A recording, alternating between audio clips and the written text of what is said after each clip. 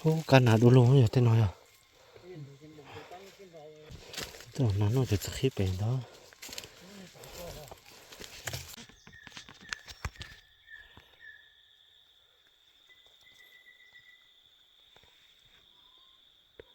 มีนกคอตัวนึงกำลังห้อง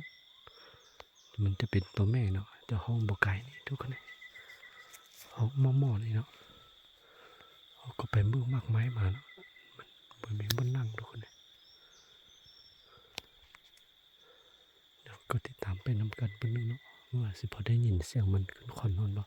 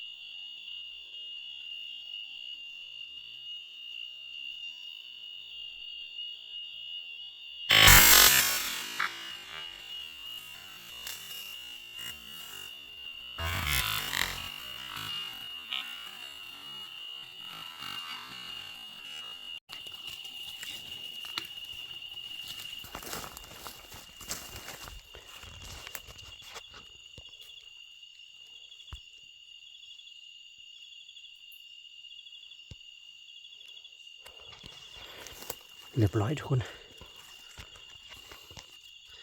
ได้ไปแล้วเนาะโอ้มันบ่ยอมเข้าเลยตอนที่ว่าตอนกลางเว้นนั่นเนาะมันบ่ยอมเข้ามาเลยก็เลยได้นั่งเฝ้าจนค่ำนี่มันขึ้นขอนนอนเนาะจึงมาใต้ภาษายิงทุกคนโอ้มื้อนี้เนาะก็หมานเตตัวเดียวนี้ทุกคนเลยหมานเตนกคอตัวเดียวนี้บ่ฮู้ว่าทีมงานของเจ้าจะได้หรือบ่เนาะทุกคนเอามาล่อนี่ก็บ่เห็นก็มากเลยเนาะมื้อนี้ก็บ่มีเป้าหมายหยังเนาะก็มาล่อตามบ้านบ่เห็นก็มากเลยขนาดบ่ได้ตัวนกคอนี่ก็แล้วเนาะเฮาเนาะพอดียินเสียงตัวนกคอนี่มันห้องเนาะเฮาจึงเข้ามาต้อเนาะแต่ว่ามันบ่เข้าตอนกลางเว้นหั่นทุกคนโอ้ซ้ำนี้ก็ถือว่าหมานแล้วทุกคนเดี๋ยวเขาก็ไปเบิ่งว่าทีมงานของเฮาเนาะเพิ่นจะได้ตัวหรือบ่เนาะเพิ่นจะได้ยิงหรือบ่สำหรับเฮามันได้เตะตัวเดียวนี้ทุกคนเลยบ่เป็นหยังเด้อก็ถือว่าหมานแล้วนะเขาก็ไปหาหมู่ว่าหาทีมงานของเฮาว่าเพิ่นสิได้ตัวหรือบ่ทุกคนไปเก็บไว้ก่อนนะ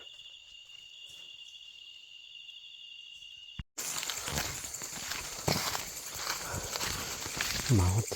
ทีมงานของเฮาทุกคน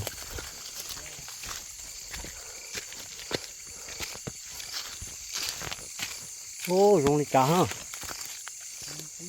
สิต่อหายเลยเหรอ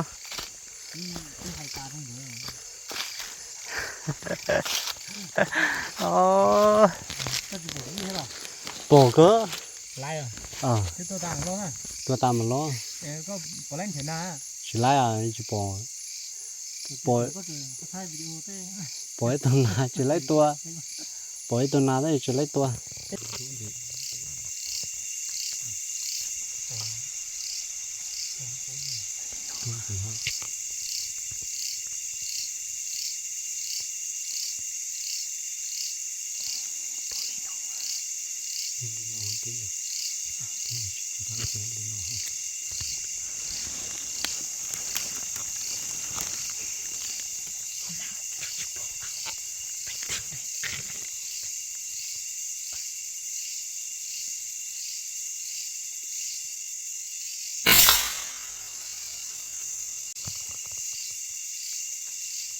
ขัวซ่าขัวน้องน้องจะชมดีๆอยู่น้องป้องนะใช่แต่ชิป้องนะ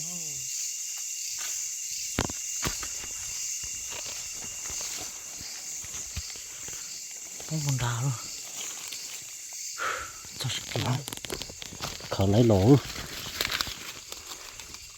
โอ้หลอกกูมันก็เลี้ยวไล่ตัวนอนสิมันก็เลี้ยว Ô, chụp lúc khi có người con đào hoa. นี่มันเราเขาใช้ตัวหนักเฮ้ยอยู่เดี๋ยวรีเจไล่ตังกาสโลจะรีเจเดี๋ยววางแผนว้า